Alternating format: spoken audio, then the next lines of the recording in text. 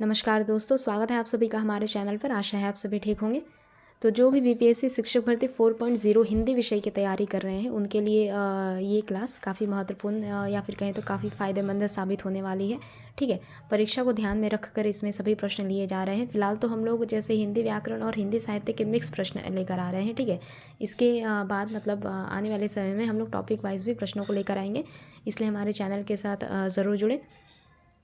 इसके अलावा जिनको भी हमारे क्लासेस की पीडीएफ चाहिए होंगी वो हमारे टेलीग्राम चैनल से भी जुड़ सकते हैं। उस पर सारी पीडीएफ शेयर कर दी जाती हैं। शुरू करते हैं, देखते हैं पहला प्रश्न है, बहुत काली सिल ज़रा से लाल केसर से कि जैसे धुल गई हो, पंक्ति में कौन सा अलंकार है? तो इस पंक्ति में है उत्प्रेक्षा अलंकार। उत्प्रेक्षा अलंकार सामान्यतः कहाँ पे देखा जाता है? जहाँ जिस पंक्ति में संभावना का एक भाव प्रकट होता है। ठीक है, जिस पंक्ति में संभावना का भाव प्रकट होता है वहाँ पे उत्प्रेक्षा अलंकार देखा जाता है। उत्प्रेक्षा अलंकार यानी कि संभावना कह सकते हैं। जहाँ भी आपको संभावना दिखे वहाँ पे आपका क्या हो जाएगा? उत्प्रेक्षा अलंकार हो जाएगा। अगला प्रश्न देखेंगे, झुक कर मैंने पूछ लिया खा गया मानो झटका। झुक कर मैंने पूछ लिया खा गया मानो झटका। तो यहाँ भी देखिए संभावना प्रकट की जा रही है, तो यहाँ पे भी क्या हो जाएगा? उत्प्रेक्षा अलंकार हो जाएगा। अगला प्रश्न देखेंगे, बैन सुनिया जब से मधुर तब ते सुनत ना बैन। बैन सुनिया जब से मधुर तब ते सुनत ना बैन, पंक्ति में कौन सा अलंकार है? तो इस पंक्ति में हो जाएगा विरोधाभास अलंकार। इस पंक्ति में हो जाएगा विरोधाभास अलंकार, अर्थात जहाँ पे मतलब विरोध ना होते हुए भी एक विरोध का भाव प्रकट हो वहाँ पे विरोधाभास अलंकार हो जाता है।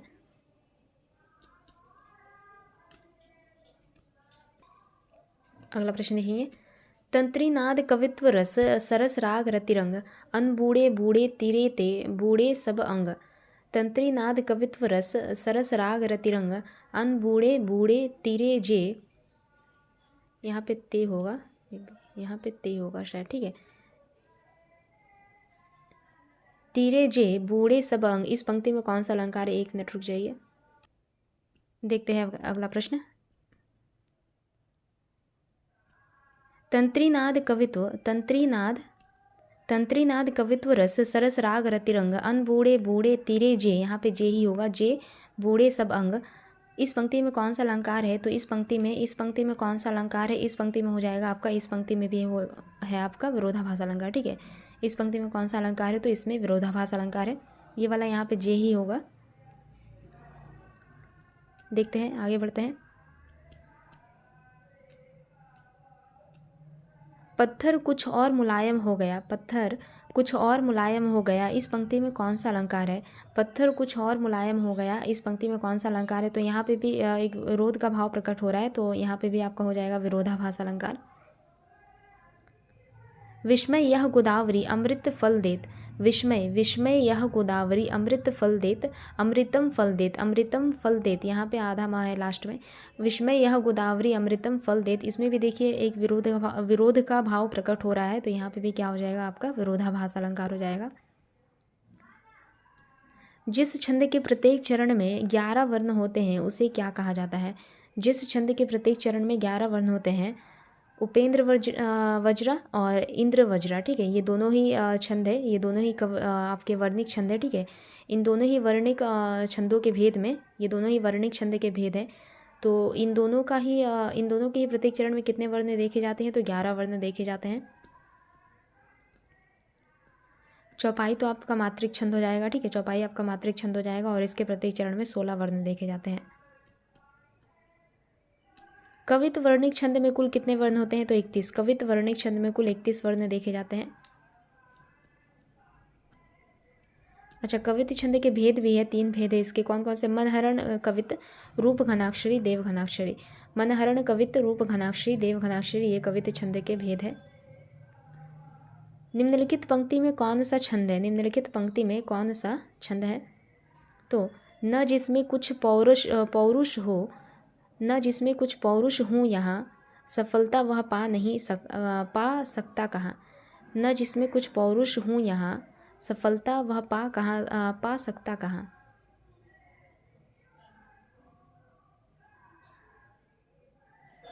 तो इसमें हो जाएगा आपका, देखते हैं इसमें कि कितने वर्ण हैं। ठीक है, वर्णिक छंद में मतलब कैसे देखा जाता है आपका कि कौन सा इसमें छंद है। ये तो सभी वर्णिक छंद है, यहाँ पे ये सभी वर्णिक छंद के भेद है। तो वर्णिक छंद में जो है ना वर्णों की गणना की जाती है, वर्णों की गिनती की जाती है। तो यहाँ पे देखते हैं पहले कितने वर्ण हैं। पहले तो देखिए यहाँ पे मालिनी में आपके 15 वर्ण आते हैं। मालिनी छंद के प्रत्येक चरण में 15 वर्ण देखे जाते हैं।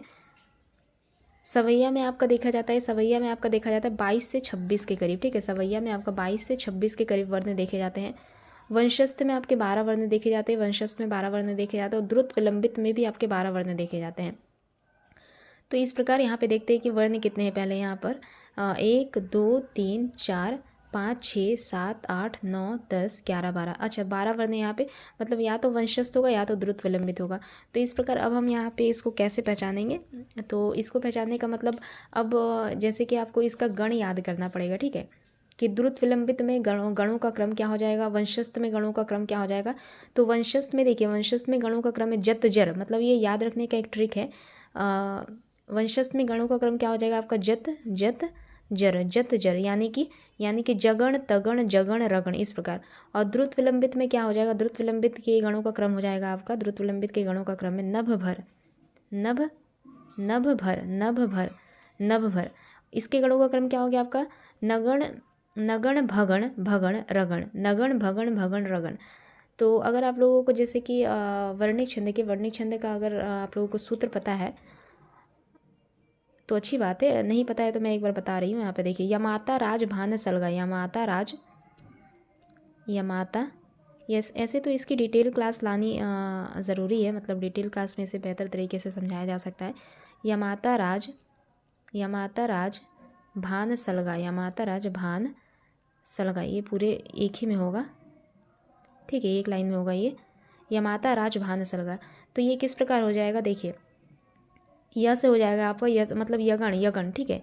यगण जो होगा ना, यगण उसका आपका मतलब सूत्र हो जाएगा यमाता। तो ये किस प्रकार हो गया आपका, देखिए यहाँ पे लघु गुरु इस प्रकार, ठीक है। तो उसी प्रकार हो जाएगा आपके म से मगण, अगर मगण का पूछा जाता है सूत्र क्या है तो मगण का हो जाएगा मातारा, ठीक है। तगण का पूछिएगा तो क्या हो जाएगा आपका ताराज, यहाँ से ताराज। अगर र से मतलब रगड़ का पूछा तो क्या हो जाएगा राजभा। तो इस प्रकार हम देखते हैं कि यहाँ पे ये वाला इतना तो डिटेल में डिस्कस करना अभी सही नहीं है, हम बस देखते हैं कि यहाँ पे वंशस्थ होगा या फिर द्रुत विलंबित होगा। तो वंशस्थ में क्या बोला गया, वंशस्थ में गणों का क्रम क्या है, जत जर, ठीक है, जत जर यानी जगण तगण। ज कहाँ है यहाँ पे, ज देख लेते, ये देखिए जभान। तो यहाँ पे इसका सूत्र क्या हो जाएगा आपका लघु गुरु लघु। यहाँ पे देख लेते हैं सबसे पहले कि किस प्रकार यहाँ है, देखिए लघु तो है एक, यहाँ पे भी ये लघु है, यहाँ पे भी लघु है, ठीक है। तो ये तो नहीं होगा, इसका देख लेते हैं। यहाँ पे बोला गया नगण, ठीक है, नगण पहला वाला क्या आ जाएगा आपका नगण भगण रगण। तो नगण देख लेते हैं आपका, देखिए यहाँ पे नसल है ना, नसल देखिए यहाँ पे आया है नसल, न से नसल आया, तो इसका क्या हो जाएगा आपका, देखिए यहाँ पे लघु, यानी कि पहला वाला पता चल गया आपको, जो पहले तीन है, जो पहला वाला जो तीन है ना, यहाँ पे देखिए सब में लघु आ रहा है, जैसे न लघु, यहाँ पे देखिए न के ऊपर मतलब न भी लघु और ज में छोटी की मात्रा, यानी कि लघु। अगर ज में बड़ी की मात्रा होती तो वहाँ पे गुरु हो जाता, परंतु यहाँ पे लघु ही होगा क्योंकि छोटी की मात्रा है। स में भी देखिए लघु। तो इस प्रकार यहाँ पे क्या पता चल रहा है कि ये वाला द्रुत विलंबित छंद है, ठीक है, द्रुत विलंबित छंद है ये वाला। इसमें कौन सा छंद है, तो द्रुत विलंबित छंद है। आशा है आप लोगों को समझ आई होगी ये चीज़। इसका ना इसके लिए मतलब एक जैसे अलग से सेपरेट क्लास चाहिए, इस वजह से मैंने ये पूरा नहीं समझाया, वरना बहुत ज़्यादा मतलब एक ही प्रश्न में टाइम चला जाता। आगे लेकर आऊँगी इसकी सेपरेट क्लास। अगला प्रश्न है, निम्नलिखित पंक्ति में कौन सा वर्णिक छंद है, निम्नलिखित पंक्ति में कौन सा वर्णिक छंद है। आय प्रजाधीप निकेतन पास उधे, पूरा प्रसार करती करुणा जहाँ थी। आय प्रजाधीप निकेतन पास उधे, पूरा प्रसार करती करुणा जहाँ थी। यहाँ भी देखिए ये सभी जो छंद हैं ये सभी आपके वर्णिक छंद है, ठीक है, सभी वर्णिक छंद है।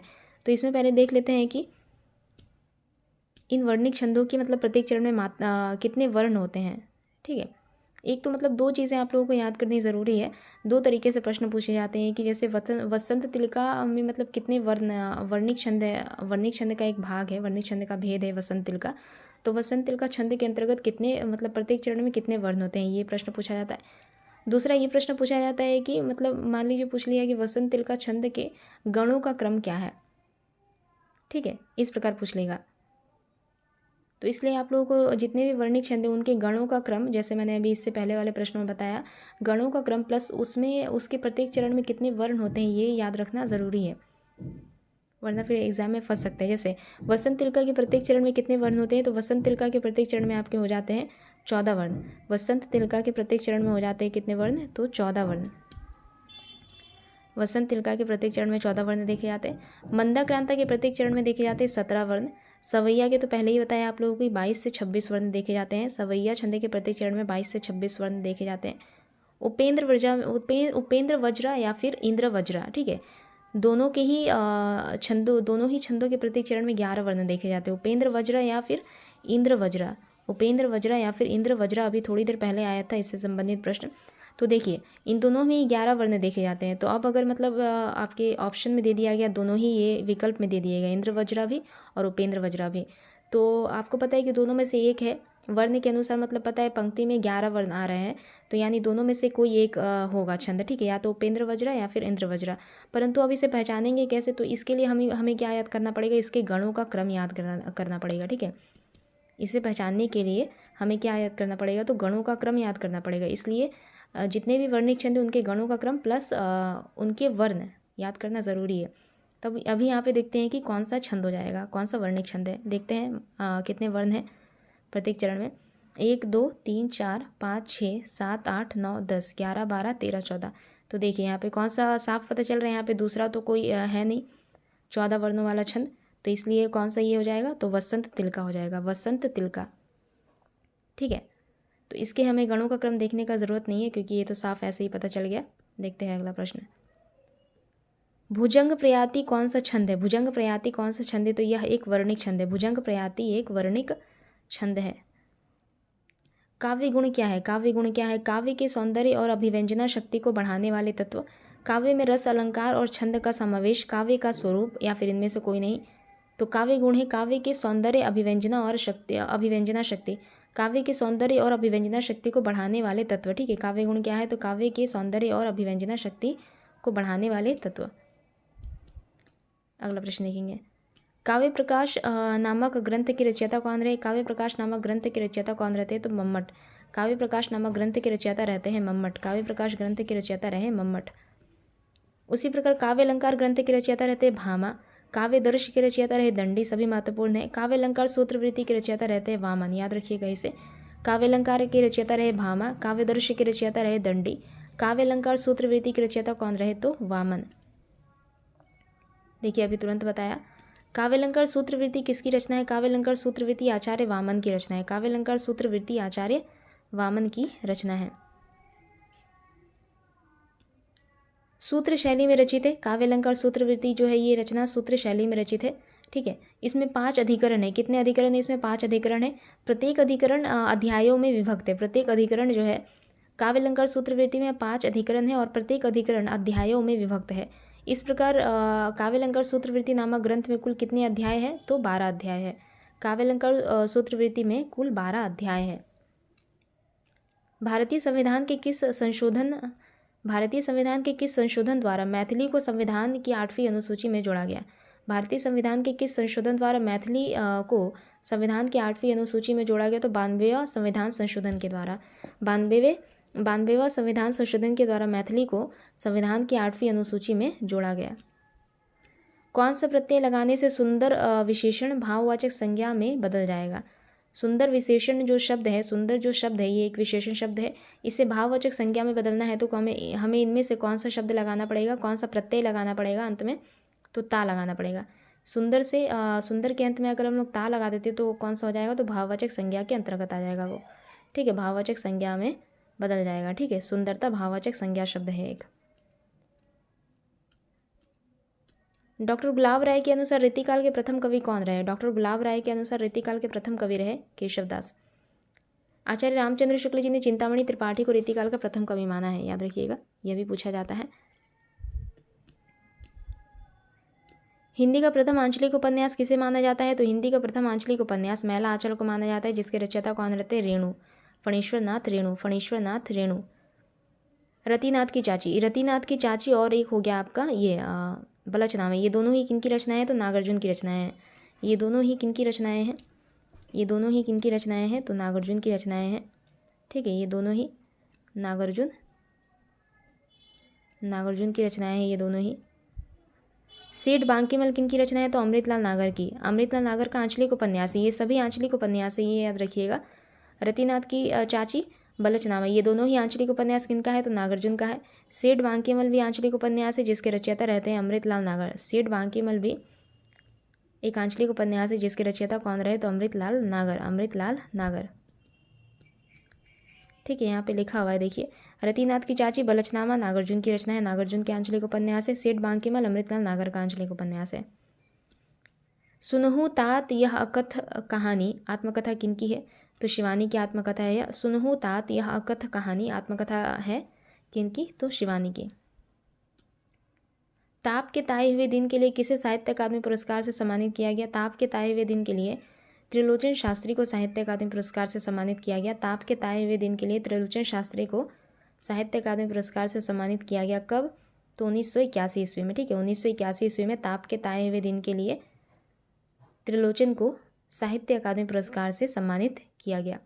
कुंवर नारायण को कोई दूसरा नहीं, कुंवर नारायण जी को कोई दूसरा नहीं काव्य रचना के लिए 1995 में साहित्य अकादमी पुरस्कार से सम्मानित किया गया। याद रखिएगा कि कुंवर नारायण को उनकी किस रचना के लिए साहित्य अकादमी पुरस्कार से सम्मानित किया गया? तो कोई दूसरा नहीं नामक काव्य रचना के लिए 1995 में साहित्य अकादमी पुरस्कार से सम्मानित किया जाता है कुंवर नारायण को।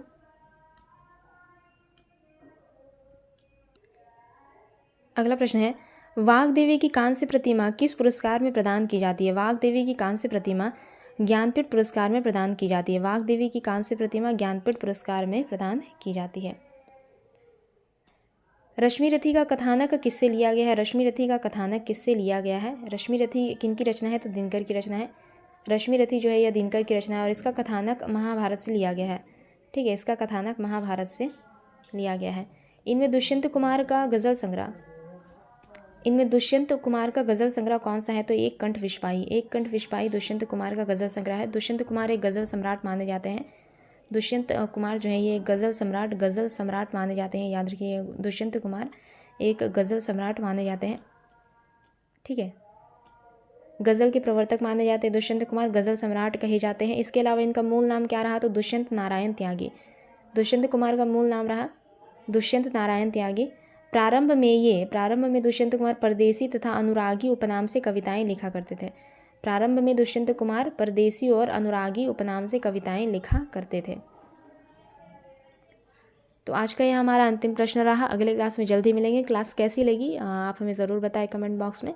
ठीक है, और इसका अगर PDF चाहिए तो आप हमारे टेलीग्राम चैनल से भी ज़रूर जुड़ जाएं। मिलते हैं अगले क्लास में, तब तक के लिए धन्यवाद।